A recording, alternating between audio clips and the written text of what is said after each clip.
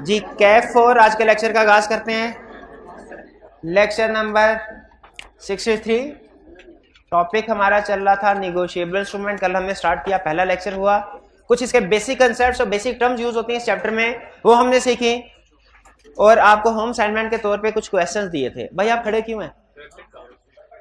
Assignment नहीं की? Assignment नहीं की, खड़े रहे। अरे भाई पीछे जिन्होंने असाइनमेंट चेक नहीं करे सारे बैठ क्यों गए हैं? इनकी असाइनमेंट चेक कर रही है जिन स्टूडेंट ने असाइनमेंट नहीं की। और अब ये जो खड़े हो रहे हैं पीछे ही खड़ा कर देने। करप्ट इंसान, असाइनमेंट भी नहीं करते, करप्शन करने से भी बाज नहीं आते, फौरन बैठ गए। तो निगोशिएबल इंस्ट्रूमेंट्स की कुछ टर्म्स। अच्छा, असाइनमेंट की तरफ चलने से पहले मैं कुछ टर्म्स को थोड़ा डिटेल में डिस्कस कर लेता हूं। कल ब्रीफली डिस्कस हुई थी। एक तो इनलैंड और फॉरेन इंस्ट्रूमेंट, और फिर उसके बाद डिमांड एंड टाइम इंस्ट्रूमेंट। इनको थोड़ा डिटेल में स्टडी कर लेते हैं। इनलैंड इंस्ट्रूमेंट किसे कहते हैं? इनलैंड इंस्ट्रूमेंट ऐसा इंस्ट्रूमेंट है जो कि ड्रॉ पाकिस्तान में हुआ हो। ड्रॉ कहां पे हो? पाकिस्तान। ड्रॉ का मतलब क्या होता है? लिखना। जिसे पाकिस्तान में लिखा गया हो। जिसे कहां लिखा गया हो? पाकिस्तान में। अच्छा, आप देखिए, मुझे ये बताइए, निगोशिएबल इंस्ट्रूमेंट जिस दिन ड्रॉ होता है क्या उसकी पेमेंट उसी दिन हो जाएगी? नहीं, नॉर्मली कुछ अरसे के बाद होती है। कुछ केसेस में हो सकता है सेम डे भी हो जाए, जैसे जो डिमांड इंस्ट्रूमेंट है उनकी पेमेंट सेम डे भी हो सकती है। लेकिन नॉर्मली इन निगोशिएबल इंस्ट्रूमेंट्स की पेमेंट सेम डे नहीं होती, बल्कि कुछ अरसे के बाद होती है। कुछ अरसे के बाद होती है। आप एक निगोशिएबल इंस्ट्रूमेंट की एग्जांपल बता सकते हैं जो कि नॉर्मली सेम डे पेबल होता है? सेम डे पेबल होता है।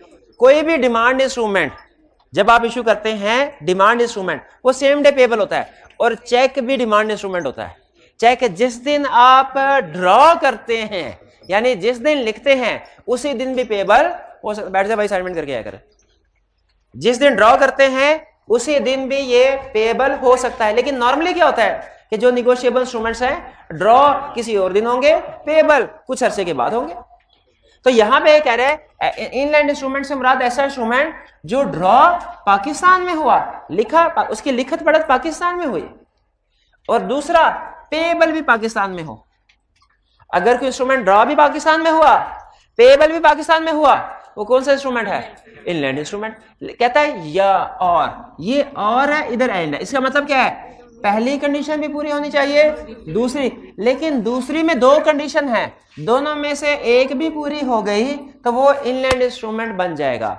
यानी इंस्ट्रूमेंट ड्रॉ पाकिस्तान में हुआ, पेबल पाकिस्तान में है, या payable to a resident of Pakistan है, पेबल पाकिस्तान से बाहर, लेकिन रेजिडेंट ऑफ पाकिस्तान को पेबल है, वो भी इनलैंड इंस्ट्रूमेंट होगा। अब ये रेजिडेंट किसे कहते हैं? साल का ज्यादातर हिस्सा जो बंदा पाकिस्तान में रहे। ज्यादातर से साल में 365 दिन होते हैं ना, तो 183 डेज अगर कोई भी पर्सन पाकिस्तान में रहे, उसे हम कहते हैं ये रेजिडेंट ऑफ पाकिस्तान है। ये रेजिडेंट ऑफ पाकिस्तान का साल का ज्यादा हिस्सा पाकिस्तान में गुजरता है और साल का थोड़ा हिस्सा पाकिस्तान से बाहर। अब मुझे ये बताइए, एक बिल ड्रॉ पाकिस्तान में हुआ, पेबल भी पाकिस्तान में है, ये कौन सा इंस्ट्रूमेंट है? इनलैंड। ड्रॉ पाकिस्तान में हुआ, पेबल अफगानिस्तान में है, और पेबल है to a resident of Pakistan, ये भी इनलैंड। अजीब बात है, हालांकि पेबल अफगानिस्तान में है लेकिन स्टिल इनलैंड। क्यों? क्योंकि payable to resident of Pakistan. अगर केस स्टडी में आपसे पूछे एक बिल ड्रॉ लाहौर में हुआ और पेबल दुबई में है, इनलैंड है कि फॉरेन? गलत।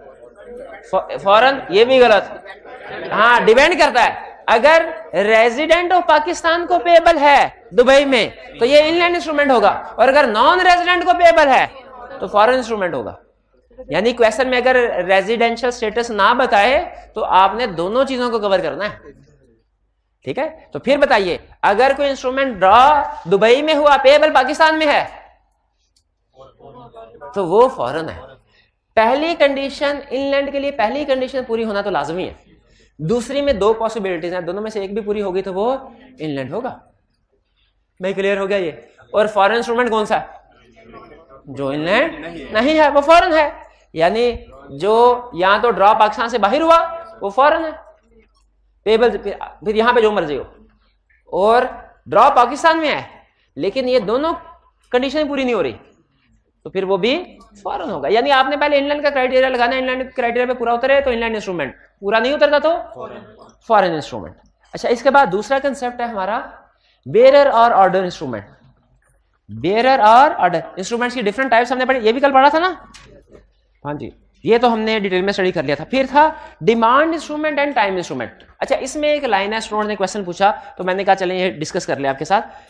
डिमांड इंस्ट्रूमेंट में कह रहा है ये ऐसा निगोशिएबल इंस्ट्रूमेंट है, negotiable instrument which is expressed to be payable on demand sight or present. इसका मतलब क्या हुआ, ऐसा इंस्ट्रूमेंट जिसके ऊपर लिखा हुआ है, जिसके ऊपर क्या लिखा हुआ है कि ये इंस्ट्रूमेंट पेएबल ऑन डिमांड है। जैसे ही डिमांड किया जाएगा इसको पे किया जाएगा, जैसे ही प्रेजेंट किया जाएगा इसको पे किया जाएगा, साइड जैसे ही दिखाया जाएगा तो वो कौन सा इंस्ट्रूमेंट होता है, डिमांड इंस्ट्रूमेंट। ठीक है, और फिर इसके बाद for which no time for payment specified in, यानी इंस्ट्रूमेंट लिखा है लेकिन उसमें कोई टाइम नहीं लिखा कि कब पेएबल है। तो अगर कोई टाइम भी ना लिखा हो तो वो क़यामत को पेएबल होता है, ऐसे ही है। क़यामत को पेएबल, कोई टाइम जो नहीं लिखा हुआ, नहीं लिखा तो अभी पेएबल है, कोई टाइम नहीं लिखा हुआ तो, कोई टाइम नहीं लिखा हो तो कब पेएबल है, अभी के अभी, immediately. For which no time for payment is specified in it, clear. और फिर which is accepted or endorsed after it is overdue as regards person accepting or endorsing it. तीसरे जो बुलेट है इसको टिक लगा ले, इसको हमेशा आपने रट्टा लगाना है, कभी समझने की कोशिश नहीं करनी, कभी पूछने की कोशिश नहीं करनी। क्या समझने और पूछने की कोशिश नहीं करनी के ये जो सर ये जो डिमांड इंस्ट्रूमेंट में तीसरा पॉइंट है विच is accepted and endorsed after it is overdue, इसका क्या मतलब है sir, please explain with the help of an example. कभी नहीं पूछना, क्या करना है, क्या करें सर, रट्टा लगाना है सर। ठीक है, डिमांड इंस्ट्रूमेंट, हाँ वो कह रहा है an instrument on demand is payable immediately. जो डिमांड इंस्ट्रूमेंट है ये इमीडिएटली पेएबल है, यानी जैसे ही इशू हुआ फौरन पेएबल होता है। क्लियर हो गई ये बात। अच्छा आगे चलते हैं।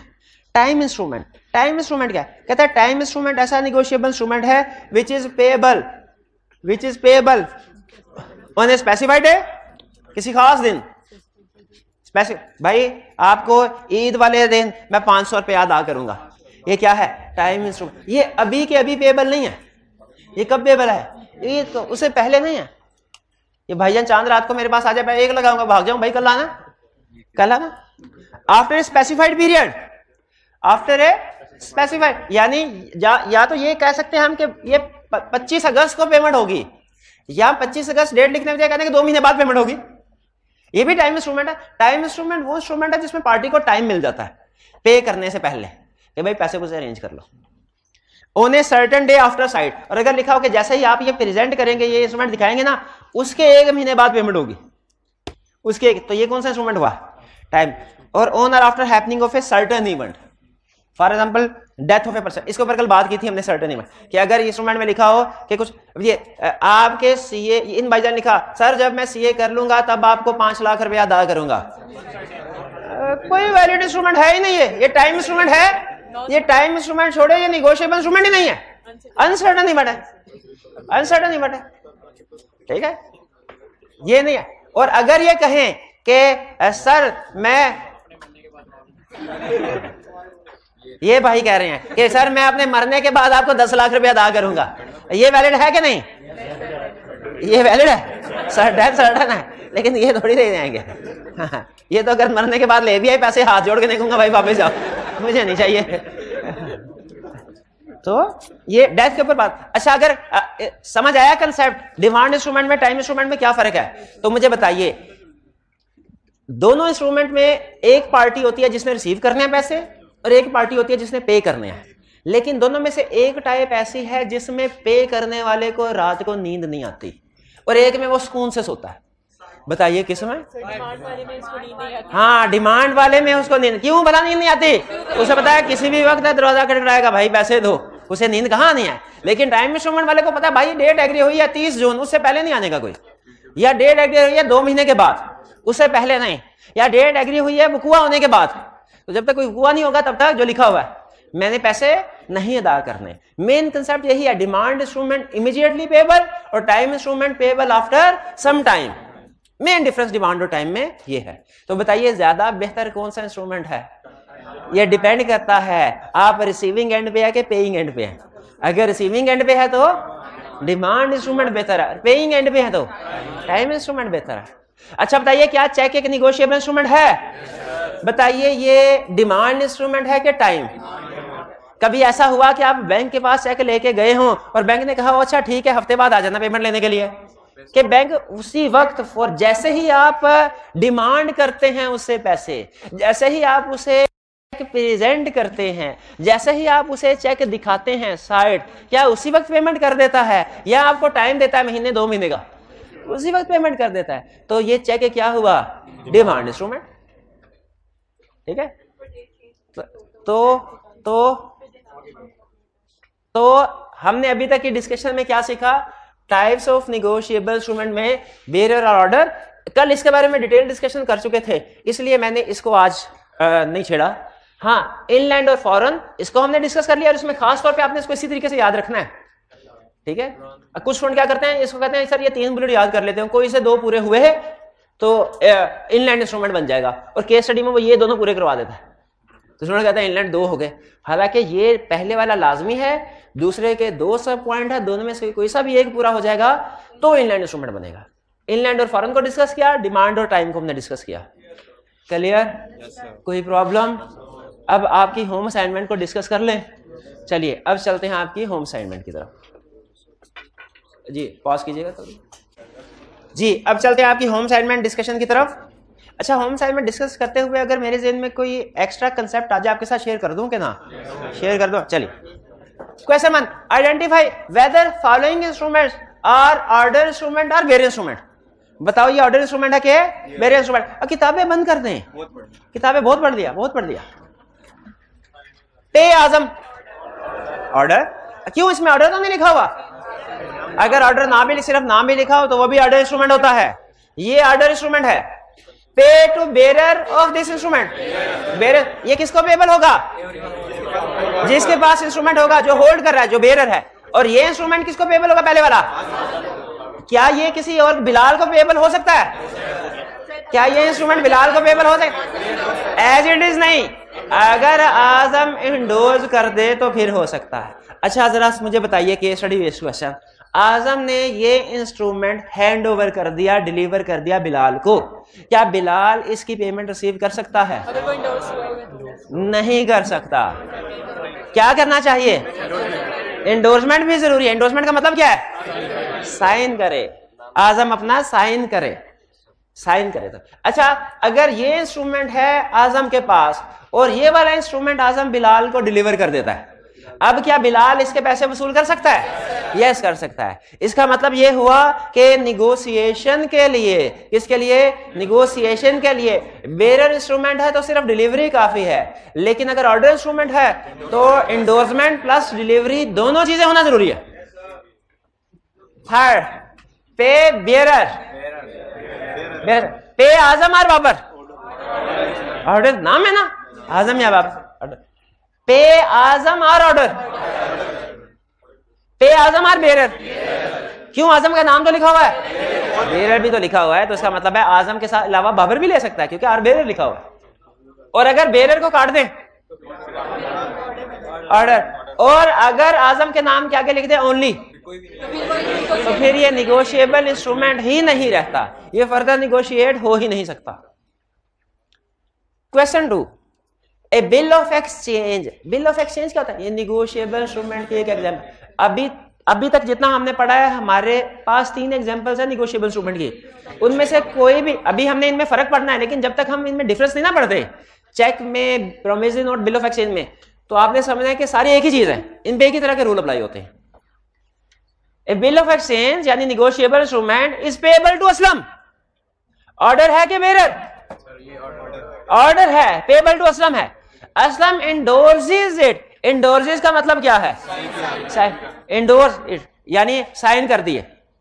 Merely by putting his signature on the back and delivers it to Babar, उसने सिर्फ बैक पे साइन किए। अच्छा ये ध्यान में रखिए, इंडोर्समेंट कहीं पे भी की जा सकती है, फेस ऑफ द इंस्ट्रूमेंट पे भी की जा सकती है, बैक ऑफ द इंस्ट्रूमेंट पे भी की जा सकती है। और अगर जगह ना बचे, बाज़ औक़ात कुछ इंस्ट्रूमेंट ऐसे होते हैं प्रैक्टिस में वो इतनी दफा इंडोर्स होते हैं, इतनी दफा इंडोर्स होते हैं, ना फ्रंट पे फेस पे जगह बचती है ना बैक पे जगह बचती है, लेकिन फिर मजीद इंडोर्स करवाना है, क्या करते हैं, उसके साथ पेज अटैच कर देते हैं, उस पेज के ऊपर फिर इंडोर्समेंट चलती है। ठीक है, तो उसने इंडोर्स किया bye putting his signature on back, back पे इंडोर्समेंट कर दी, तो बैक पे इंडोर्समेंट वैलिड है। हाँ, उसने क्या किया, मेरली बाय पुटिंग, सिर्फ सिग्नेचर लिखे, signature, and deliver is to Babar with the intention of negotiating it, with अहम चीज आप बता रहा है, without making it payable to Babar और बाबर्स ऑर्डर, उसने सिर्फ साइन किए, नाम नहीं लिखा। देखिए जो निगोशिएशन होती है, निगोशिएशन वो है दो तरह की, एक है निगोशिएशन जो कि सिर्फ डिलीवरी से होती है, ये बेयर इंस्ट्रूमेंट के लिए, और एक है निगोशिएशन जो साइन इंडोर्समेंट प्लस डिलीवरी दोनों से होगी। अब इंडोर्समेंट की भी दो टाइप्स हैं, जैसे निगोशिएशन की दो टाइप्स है ना, निगोशिएशन की कितनी टाइप, दो टाइप्स, एक है निगोशिएशन सिर्फ डिलीवरी से जो हो जाती है, और दूसरी टाइप ऑफ निगोशिएशन क्या है, जो इंडोर्समेंट प्लस डिलीवरी से होती है। ऑर्डर इंस्ट्रूमेंट है तो निगोशिएशन कैसे होगी, endorsement plus delivery. Bearer instrument है, निगोशिएशन कैसे होगी, डिलीवरी। फिर बताइए निगोशिएशन की कितनी टाइप्स हैं, दो टाइप्स हैं। बेयर इंस्ट्रूमेंट है तो निगोशिएशन कैसे होगी, बेयर इंस्ट्रूमेंट है, निगोशिएशन कैसे होगी, डिलीवरी से। ऑर्डर इंस्ट्रूमेंट है, निगोशिएशन कैसे होगी, डिलीवरी, इंडोर्समेंट प्लस डिलीवरी से। अब आगे फर्दर इंडोर्समेंट की भी दो टाइप्स हैं, एक है फुल इंडोर्समेंट, एक है ब्लैंक इंडोर्समेंट। इंडोर्समेंट की भी दो टाइप्स हैं, एक है फुल इंडोर्समेंट और एक है ब्लैंक इंडोर्समेंट। दोनों में क्या फर्क है, ब्लैंक इंडोर्समेंट में सिर्फ साइन किए जाते हैं, फुल इंडोर्समेंट में साइन के साथ नाम भी लिखा जाता है। फिर से बताइए निगोशिएशन की कितनी टाइप्स हैं। निगोशिएशन कहते हैं किसको हैं, इंस्ट्रूमेंट एक पार्टी से दूसरी पार्टी को ट्रांसफर करना, इससे right to receive money transfer हो जाता है। निगोशिएशन की दो टाइप्स हैं, बेयर इंस्ट्रूमेंट की निगोशिएशन कैसे होगी, सिर्फ डिलीवरी से। ऑर्डर इंस्ट्रूमेंट की निगोशिएशन कैसे होगी, इंडोर्समेंट प्लस डिलीवरी दोनों से। इंडोर्समेंट की फर्दर दो टाइप्स हैं, इंडोर्समेंट की फर्दर दो टाइप्स, एक है फुल या स्पेशल इंडोर्समेंट, दूसरा ब्लैंक या जनरल इंडोर्समेंट। इंडोर्समेंट की दो टाइप्स हैं, इंडोर्समेंट मीन साइन करना, दो टाइप्स हैं, एक फुल या स्पेशल, दूसरा ब्लैंक या जनरल। फुल या स्पेशल क्या, फुल नाम से जाहिर है फुल इंडोर्समेंट होगी, फुल का मतलब साइन भी करेंगे नाम भी लिखेंगे, साइन भी करेंगे नाम भी लिखेंगे। साइन कौन करेगा, जो के इंडोर्सर है, होल्डर है, साइन वो करे। और नाम किसका लिखा जाएगा, इंडोर्सी का, इंडोर्सी का जिसको इंस्ट्रूमेंट इंडोर्स किया जा रहा है, जिसको इंस्ट्रूमेंट इंडोर्स किया जा रहा है। यह है फुल इंडोर्समेंट जिसमें सिग्नेचर भी होंगे, नाम भी लिखा जाएगा। एक है ब्लैंक या जनरल इंडोर्समेंट, इसमें सिर्फ साइन किए जाते हैं, सिर्फ साइन करने से भी इंडोर्समेंट हो जाती है। लेकिन जब आप सिर्फ साइन करते हैं ना, तो फिर इसका मतलब नाम नहीं लिखते किसी का, सिर्फ साइन करते हैं नाम नहीं लिखते, तो इसका मतलब क्या है, ये किसको पेबल है, हर बंदे को जिसके पास इंस्ट्रूमेंट है। क्योंकि किसी के पास भी इंस्ट्रूमेंट पहुंचेगा जब वो चाहे तो इस पे अपना नाम लिख सकता है और फिर उसे पैसे मिल जाएंगे। इसका मतलब यह हुआ लॉ में एक लाइन लिखी हुई है, अगर आप अभी तक के कंसेप्ट समझ रहे हो तो फिर इस लाइन को समझ पाओगे, वरना नहीं समझ पाओगे। क्या कहता है, कहता है ऑर्डर इंस्ट्रूमेंट को निगोशिएट करने के लिए इंडोर्समेंट प्लस डिलीवरी दोनों चीजें होनी चाहिए। लेकिन अगर इंडोर्समेंट करोगे ब्लैंक जनरल तो इंडोर्समेंट तो हो ही जाएगी, ब्लैंक से भी हो जाती है, लेकिन ब्लैंक का एक और इफेक्ट यह भी होता है कि ऑर्डर इंस्ट्रूमेंट बेरर बन जाता है, ऑर्डर इंस्ट्रूमेंट बेरर बन जाता है। ये अजीब बात कैसे हुई, ऑर्डर इंस्ट्रूमेंट बेरर कैसे बन गया, क्योंकि उसने साइन किया, सिर्फ नाम नहीं लिखा, जिसके पास भी पहुंचेगा अपना नाम लिखेगा, पैसे उसको पेबल है ना। अजीब बात, इससे भी अजीब बात बताऊं, इसे भी अजीब बात बताऊं, क्या ऑर्डर इंस्ट्रूमेंट बेरर बन सकता है? कैसे? ब्लैंक इंडोर्समेंट से। फिर बताइए, क्या ऑर्डर इंस्ट्रूमेंट बेरर बन सकता है? कैसे? Blank endorsement. अगली बात सुने, क्या बेरर इंस्ट्रूमेंट ऑर्डर बन सकता है? कैसे? नाम लिख देने से। नाम लिख देने से, बेरर का लफ्ज काट दें, नाम लिख दें, तो वो क्या होगा? ऑर्डर बन जाएगा।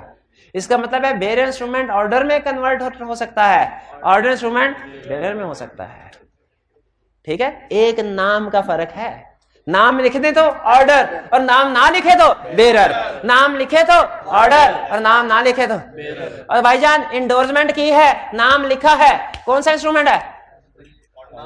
नाम लिखा है, ऑर्डर इंस्ट्रूमेंट है।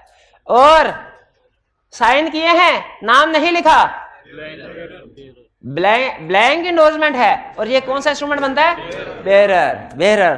तो वो जो कहते हैं नाम में क्या रखा है, और भाईजान नाम में इंस्ट्रूमेंट की टाइप रखी है, और नाम लिखोगे तो वो ऑर्डर इंस्ट्रूमेंट बन जाएगा, नाम नहीं लिखोगे तो बेरर इंस्ट्रूमेंट बन जाएगा।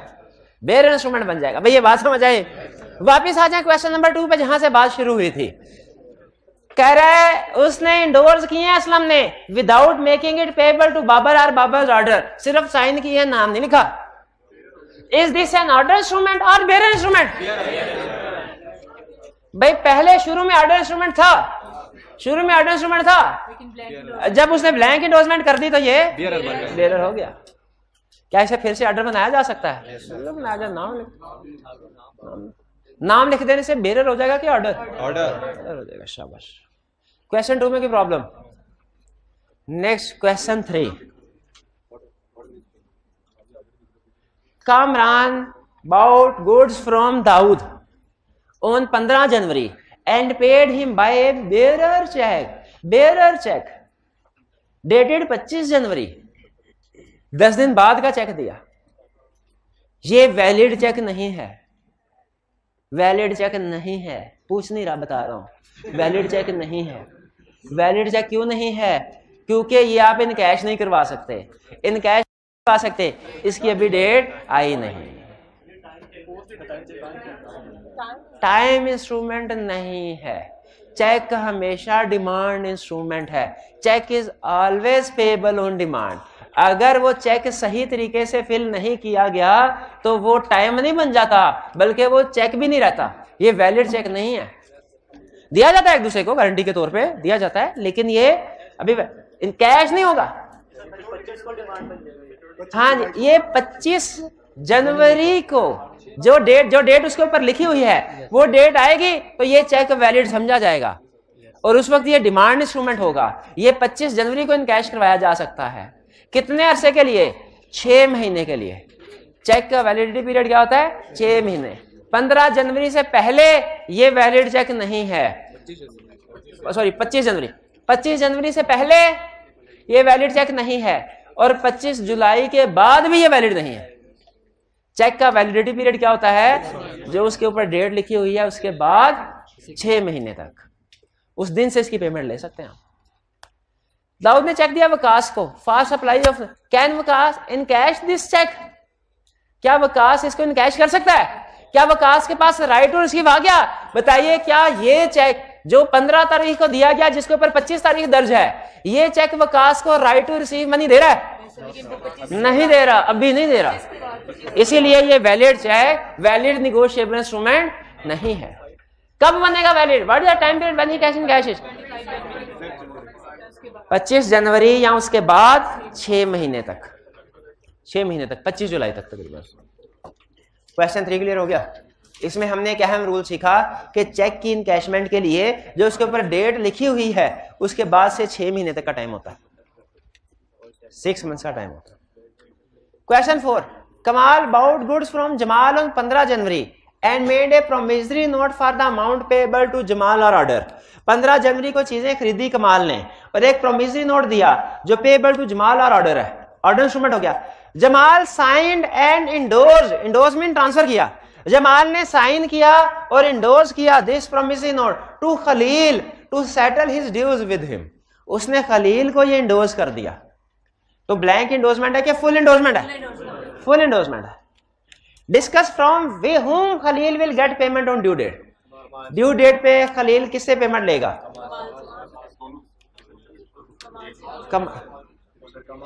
कमाल ने जमाल से चीजें खरीदी और कमाल ने चीजें खरीदी और कमाल ने, अब ये देखिए इसको ना थोड़ा ये ऐसे बना लेते हैं, ये कमाल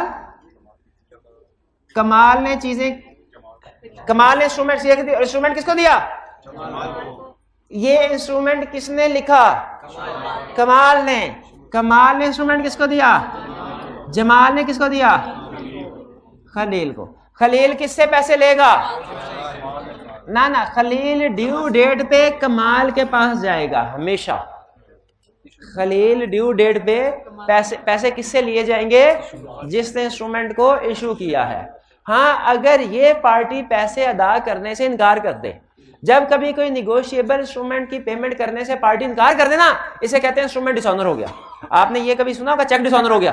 चेक डिसऑनर हो गया मतलब क्या है? बैंक ने पेमेंट करने से इनकार कर दिया। तो कोई निगोशिएबल इंस्ट्रूमेंट कब डिसऑनर होता है? कोई निगोशिएबल इंस्ट्रूमेंट कब डिसऑनर होता है? कब डिसऑनर होता है निगोशिएबल इंस्ट्रूमेंट? जब पार्टी उसकी पेमेंट करने से इनकार कर दे। जिस पार्टी ने पेमेंट करनी है वो पेमेंट करने से इनकार कर दे तो हम क्या कहते हैं? इंस्ट्रूमेंट डिसऑनर हो गया। अगर ड्यू डेट पे कमाल पेमेंट करने से इनकार कर दे, यानी इंस्ट्रूमेंट डिसऑनर हो जाए, तो उस सूरत में खलील के पास दो ऑप्शंस हैं। वो कमाल के खिलाफ भी केस फाइल करके पैसे रिकवर करवा सकता है, जमाल के खिलाफ भी। अगर वो जमाल के खिलाफ केस फाइल करता है तो जमाल खलील को पैसे देके इसे फारिग करेगा और बाद में पैसे वो कमाल से लेगा।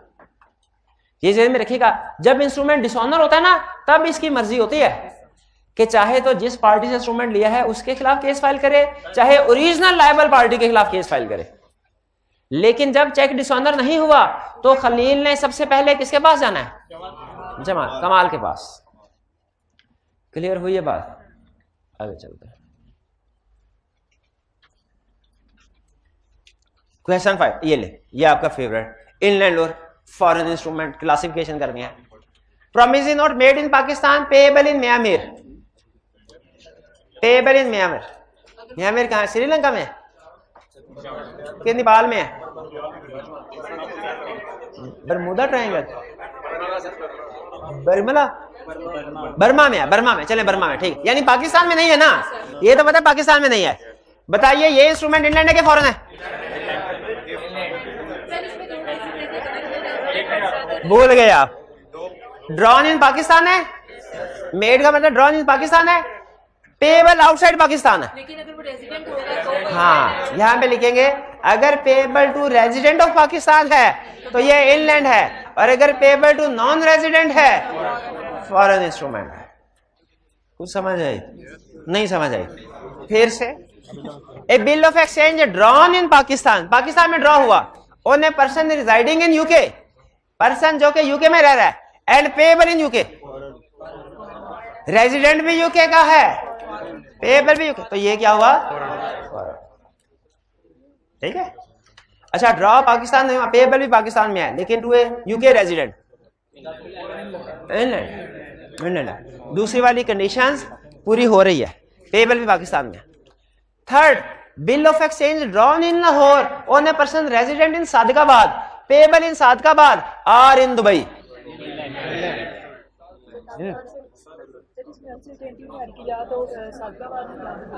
हाँ जी, बिल ऑफ एक्सचेंज ड्रॉ कहां हुआ? पाकिस्तान में। पेएबल किसको है? रेजिडेंट को। तो चाहे दुबई में भी पेएबल हो, है तो रेजिडेंट को, तो चाहे सादकाबाद में पेएबल हो चाहे दुबई में, रेजिडेंट को है, इंग्लैंड हो गया भाई। हुआ कि नहीं इंग्लैंड? नहीं समझ आ रही? आई समझ? मुझे भी समझ आ गई है। अब बताएं भाई। Fourth, bill of exchange drawn in UK on a person residing in UK and made payable in UK है? हाँ, इंग्लैंड नहीं है, जाहिर है सारी चीजें यूके में हो रही है तो इंग्लैंड में भी बड़ा आपने बताया। ओए अगला भाई अगला, ये तो वार्म अप कर रहा था आपको। फिर bill of exchange drawn in Sukkur on a person resident in Toba टेक्सिंग but payable in Afghanistan. England है, अब पेएबल इन अफगानिस्तान है। कुछ नहीं तो किससे होगा कुछ? हाँ, अगर वो रेजिडेंट ना होता तो फिर फॉरेन होता। अब चूंकि पाकिस्तान से, तो इसका मतलब ये हुआ, बड़ा अहम कंसेप्ट हाथ लगा कि ऐसा भी मुमकिन है कि इंस्ट्रूमेंट पेएबल हो किसी फॉरेन कंट्री में फिर भी इनलैंड हो। पेएबल फॉरेन कंट्री में, ऑस्ट्रेलिया में, जर्मनी में, न्यूयॉर्क में, कनाडा में, फिर भी इनलैंड हो सकता है। ये कैसे हो सकता है? क्योंकि ड्रॉ पाकिस्तान में हुआ होगा और पेएबल भी रेजिडेंट ऑफ पाकिस्तान, तो इनलैंड है। बिल्कुल ठीक। 6, promissory note made in Multan payable in Peshawar. और इसमें वो रेजिडेंट नॉन रेजिडेंट लिखेंगे? नहीं, पूरी हो गई। बिल्कुल ठीक है। 7, bill of exchange drawn in UK on a person residing in UK made payable in Pakistan. और जब ड्रॉन इन यूके यहीं से पता चल जाना चाहिए था। Clear? 6, state whether following instruments are demand और टाइम इंस्ट्रूमेंट। पहला, Amjad drawn a bill on Sajid. Amjad drawn a bill on Sajid, इसका मतलब समझे इस लाइन का। इसका मतलब यह है अमजद ने इंस्ट्रूमेंट लिखा ऑन साजिद के साजिद ने पे करना है। इस instrument Amjad drawn a bill on Sajid, इस लाइन से क्या पता चला? पैसे किसने अदा करने हैं? साजिद ने। Amjad draw a bill on Sajid, ये लाइन नोट कर लें। इसका केस स्टडी में वो कहता है कि Amjad draw a bill on Sajid, bill लिख के दिखाए, बताया इसमें किस पार्टी ने पेमेंट करनी है? साजिद ने। And no time of payment was specified in it. जब कोई टाइम ऑफ पेमेंट ना हो तो क़यामत को पेएबल होगा, इमीडिएटली होगा। Demand instrument. Second, Adeel signed a bill of exchange with following words 3 months after date. After date मतलब आज की डेट के 3 महीने बाद। 3 months after date. After date से क्या मुराद है? आज की डेट के 3 महीने बाद। पे टू राहील और order the sum of rupees 10,000 only for value received. Raheel या उसके ऑर्डर पे पेमेंट होगी। टाइम इंस्ट्रूमेंट कैसे होता है? टाइम इंस्ट्रूमेंट है 3 months से। क्लियर हुआ? ये थी आपकी होम असाइनमेंट। कोई प्रॉब्लम? कोई प्रॉब्लम नहीं। अब चलते हैं आज के कंसेप्ट्स की तरफ।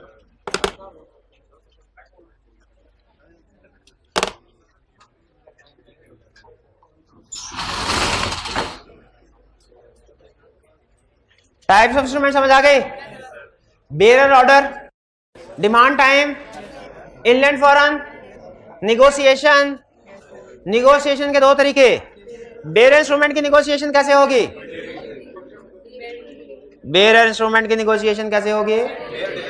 ऑर्डर इंस्ट्रूमेंट की निगोशिएशन कैसे होगी?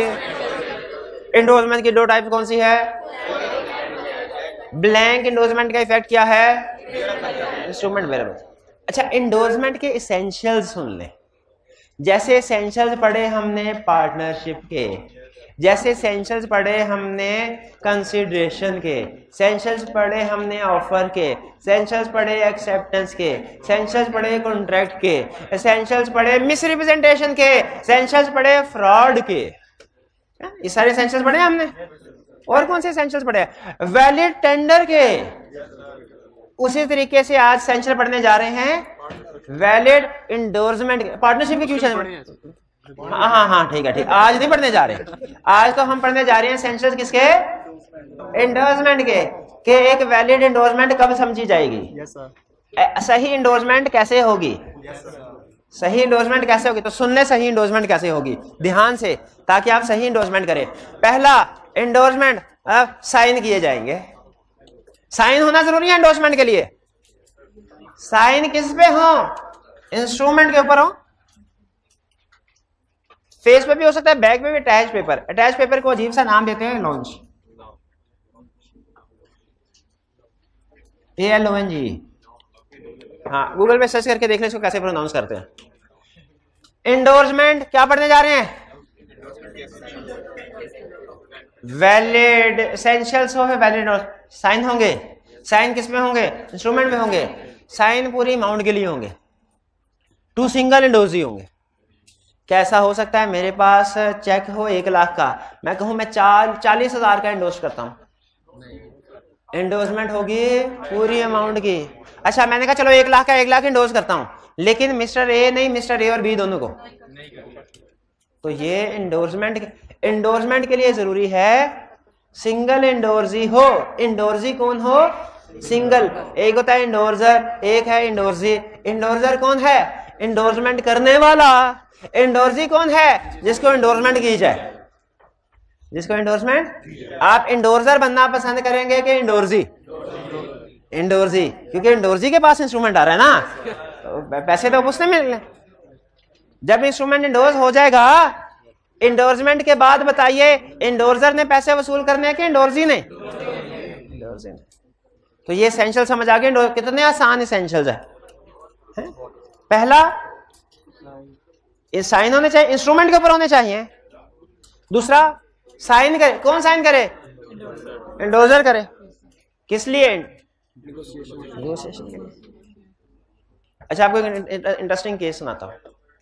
इंटरेस्टिंग केस, एक चचा के पास एक निगोशिएबल इंस्ट्रूमेंट था जो कि उसको पेबल था। आवाज समझ नहीं आ रही? अच्छा ये मुझे भी लग रहा है कि आवाज ना थोड़ी कट रही है। जैसे आपने शायद नोट किया होगा, थोड़ा मैं ना ऊंची आवाज में बोल रहा हूं, गले में प्रॉब्लम है। ये हाँ माइक, ये हाइब्रिड में आवाज ठीक जा रही है? अरे नहीं, तो आवाज नहीं जा रही तो आपको कैसे पता चला? तो क्या पूछा? अच्छा कट के जा रही होगी ना, तो उन्होंने अंदाजा लगा लिया। हाँ कट है, तो इसका मतलब समय लग रही है, आवाज नहीं भी जा रही, समय लग, ऐसे ही है जी? नहीं, ये कोई प्रॉब्लम है।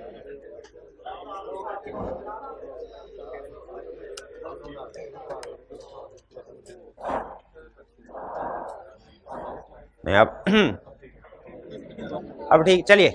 तो चचा के पास था एक निगोशिएबल इंस्ट्रूमेंट जो पेबल था चचा को। चचा की आई साइड कुछ थी खराब और ज़ईफ आदमी। उसका एक भतीजा भी था। हाँ, भतीजे की नजर भी तेज थी, दिमाग भी तेज। एक शाम को उसने घर की सारी लाइट्स बुझा दी। चचा ने कहा ये क्या? कहा चचा लोड शेडिंग हुई है। फिर उसके बाद इंस्ट्रूमेंट ले आया और कहने लगा चचा ये ना मुझे, आप देखा आप कहते थे 2 साल हो गए कहीं पे मुझे नौकरी नहीं मिल रही, तो मुझे नौकरी मिल गई है, लेकिन वो ये कह रहे हैं कि आप किसी मोअज़्ज़ज़ आदमी से साइन करवा के लाएं जो आपकी गारंटी दे, तो आप मेरी गारंटी देंगे क्या चचा? चचा ने कहा बिल्कुल, तुम्हारी गारंटी और तो कोई नहीं देगा, जो तुम्हारी हरकतें हैं मुझे ही देनी पड़ेगी। लाओ पेन लाओ। गारंटी समझते हुए निगोशिएबल इंस्ट्रूमेंट पे साइन कर दिए, ब्लैंक इंडोर्समेंट हो गई। भतीजे साइंसदान ने आगे अपना नाम लिखा और पैसे लेने के लिए चला गया। बताइए क्या ये वैलिड निगोशिएशन हुई? वैलिड इंडोर्समेंट हुई? क्यों नहीं हुई? क्यों नहीं हुई? हाँ, ये लाइन अब आपको बता रही है। It must be, second essential, it must be signed by endorser for the purpose of negotiation. इसको अंडरलाइन करें, for the purpose of negotiation. अगर साइन तो कर दिए, मकसद निगोशिएशन नहीं था, तो वो इंडोर्समेंट नहीं होगी। No additional word are necessary for endorsement. इसका मतलब क्या है कि साइन कर दो, आगे किसी का नाम लिखने की जरूरत नहीं है, और नाम नहीं लिखोगे फिर भी इंडोर्समेंट हो जाएगी। और नाम नहीं लिखोगे, नो एडिशनल वर्ड नेसेसरी। भैया ये नो एडिशनल वर्ड नेसेसरी का मतलब क्या है? नाम लिखना लाजमी नहीं है, नाम सिर्फ साइन कर दें काफी है। ब्लैंक इंडोर्समेंट इसी का नाम है ना। Endorsement must be for the entire instrument. Endorsement for part of the amount is invalid. 1 lakh का इंस्ट्रूमेंट है, इंडोर्समेंट होगी तो कितने की होगी? सारे के सारे। आधे की नहीं होगी, आधी इसको, ऐसे नहीं होगा। Endorsement must be for single endorsee. Endorsement for 2 और मोर इंडोर्सी इज इनवैलिड। और फिर it must be completed by the delivery of the instrument. इस पे भी केस याद आ गया। एक बंदा बीमार, उसने कहा कि जिंदगी का कोई पता नहीं है, मैंने पैसे अदा करने हैं, ऐसा करता हूं bill of exchange negotiable instrument लिख देता हूं, साइन कर देता हूं, ताकि सनद रहे कि मैंने इस बंदे के पैसे अदा करने थे, मेरे मरने के बाद मेरे वाली वारसान जो हैं वो उसको पैसे अदा कर दें। उसने इंस्ट्रूमेंट लिखा, साइन किए for the purpose of negotiation, पूरा प्रॉपर सारा कुछ किया, कंप्लीट किया इस इंस्ट्रूमेंट को, और उसको अपनी दराज में रख दिया कि सुबह उठूंगा तो ये इंस्ट्रूमेंट उस पार्टी को दे दूंगा। रातों रात दुनिया से उठ गया। सुबह। अच्छा आप देखिए, मुझे ये बताइए, इसके जो वाली वारसान है, क्या वो चाहेंगे कि ये इंस्ट्रूमेंट उस पार्टी तक पहुंचे? क्योंकि ये इंस्ट्रूमेंट इस बात का सबूत है कि उसने पैसे अदा करते हैं। जब किसी की डेथ हो जाती है ना, तो साबित हो जाए कि इसने लोन लिया हुआ था, तो उसके वाली वारसान ने फिर प्रॉपर्टी में से जो उसका हिस्सा, जो हिस्सा उसमें से अदा करना होता है। लेकिन ये इंस्ट्रूमेंट उस आदमी के बच्चों से पहले उसके भतीजे के हाथ लग गया। भतीजे ने कहा, ओए मेरा कजन इतना अमीर हो जाएंगे, लेकिन ये इंस्ट्रूमेंट हाथ हा, अब तो पैसे थर्ड पार्टी को देने पड़ेंगे। उसने चुप करके इंस्ट्रूमेंट उठाया और थर्ड पार्टी जिसके नाम पे ये था उसके हवाले कर दिया। क्या वैलिड इंस्ट्रूमेंट है ये? क्या ये अमाउंट पे करनी है? कोर्ट ने फैसला दिया नहीं करनी। क्यों? उसने कहा आ जाओ एसेंशियल के ऊपर, it must be completed by the delivery of the instrument. और डिलीवरी किसने करनी है? जिसने लिखा हुआ है उसने। जिसने लिखा हुआ है उसने। नहीं, लीगल रिप्रेजेंटेटिव नहीं, उसने खुद, जिसने लिखा है। और ये डिलीवरी तो मर गया, तो इसका मतलब है डिलीवरी नहीं हुई, और डिलीवरी नहीं हुई तो वैलिड एंडोर्समेंट नहीं है। यही तो समझा रहा हूं कि सारी चीज लिखत पढ़त हो गई, डिलीवरी भाई यहां नहीं पड़ा निगोशिएशन के लिए क्या जरूरी है? इंडोर अगर ऑर्डर इंस्ट्रूमेंट है तो इंडोर्समेंट के साथ इंडोर्समेंट सारी हो गई सही, लेकिन डिलीवरी नहीं हुई तो निगोशिएशन नहीं होती। इस केस से यही समझ आई हमें कि इंस्ट्रूमेंट की डिलीवरी होना भी जरूरी है। भी समझ आए? अगर इंस्ट्रूमेंट डिसऑनर है, हो गया, इंस्ट्रूमेंट डिसऑनर हो गया, एवरी इंडोर्स। अच्छा इस लाइन का मुझे मतलब समझाए। If an instrument is dishonoured, every endorser is liable to pay, subsequent endorser or direct to holder. अब ये तो है राज नहीं हो सकेगा, लेकिन ये लाइन तो मुझे समझा दें आप जाते जाते। खलील, जमाल, कमाल। नहीं, ए अब देखे ए ने इंस्ट्रूमेंट दिया बी को, बी ने अब थोड़ा ना लीगली लैंग्वेज यूज करते हैं। बी ने इंडोर्स किया सी को, सी ने इंडोर्स किया डी को, डी ने इंडोर्स किया ई को। बस इतने इंडोर्समेंट काफी है। बी इंडोर्सर है, सी इंडोर्सी है, फिर इसके बाद सी इंडोर्सर है, डी इंडोर्सी है, फिर इसके बाद डी इंडोर्सर है, ई इंडोर्सी। अब जरा लाइन पढ़ते हैं। अगर ई ड्यू डेट पे ए के पास गया, ए ने कहा चल भाग, कोई पैसे नहीं है, क्या हो गया? इंस्ट्रूमेंट डिसऑनर हो गया। If an instrument is dishonored, every endorser से मुराद B B, C B, D B, every endorser is liable to pay to subsequent endorser, यानी बी सी को पे करेगा, सी डी को पे करेगा, डी ई को पे करेगा। यह है इस हिस्से का मतलब। Every endorser is liable to subsequent endorser are direct to holder. इसका मतलब क्या है कि बी डायरेक्ट ई को भी पेमेंट कर सकता है। अब ये है पेमेंट वाली साइड का कंसेप्ट। एग्जैक्टली यही कंसेप्ट रिसीविंग वाली साइड से सुन ले। If an instrument is dishonoured, if holder can receive from any endorser or directly from primary party. यानी ये बेसिकली जब कभी इंडोर्समेंट होती है ना, ये चेंज चल रही होती है। जब इंस्ट्रूमेंट डिसऑनर होता है तो इस होल्डर वाले के पास ऑप्शन है, चाहे तो ये चेंज लाए। चेंज लाए का मतलब क्या है कि ई डी से पैसे ले, डी सी से, सी बी से, बी ए से, चाहे ऐसे कर ले, चाहे ई जंप लगा के डायरेक्ट बी से पैसे ले ले। क्योंकि अगर आप देखें ना तो हर पार्टी के लिए ये रिसीवेबल भी है, पेएबल भी है। तो टाइम बचाने के लिए क्या ई डायरेक्ट जंप लगा के बी से पैसे ले सकता है? इवन ई डायरेक्ट ए के खिलाफ भी केस फाइल कर सकता है कि सर ए ने मुझे पैसे देने थे, नहीं दिए।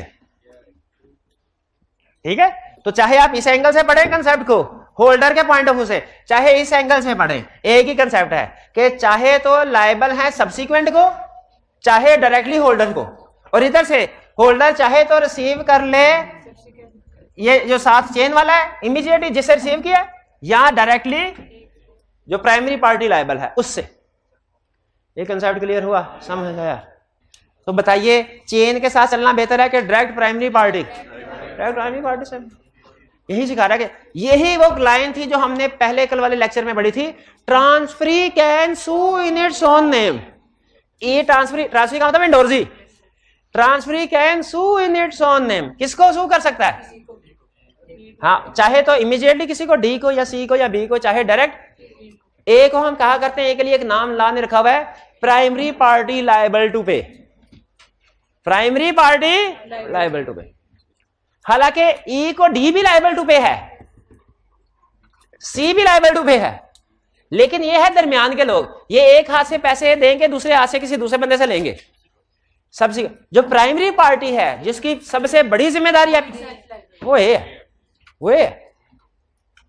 तो ई अगर इंस्ट्रूमेंट डिसऑनर होता है, होल्डर चाहे तो प्राइमरी पार्टी के खिलाफ केस फाइल कर दे, चाहे तो किसी भी इंडोर्सर के खिलाफ, ठीक है जी। चलिए, ये हमारा लर्निंग ऑब्जेक्टिव 3 तक ही रखते हैं, 4 इंशाल्लाह कल के लेक्चर में पढ़ेंगे। अच्छा, आज की असाइनमेंट फिर चेंज हो जाएगी, अब सिर्फ 7, 8, 9 लर्निंग ऑब्जेक्टिव 3 के क्वेश्चन करने हैं आपने। आज का लेक्चर यहाँ खत्म करते हैं हम। अल्लाह हाफिज।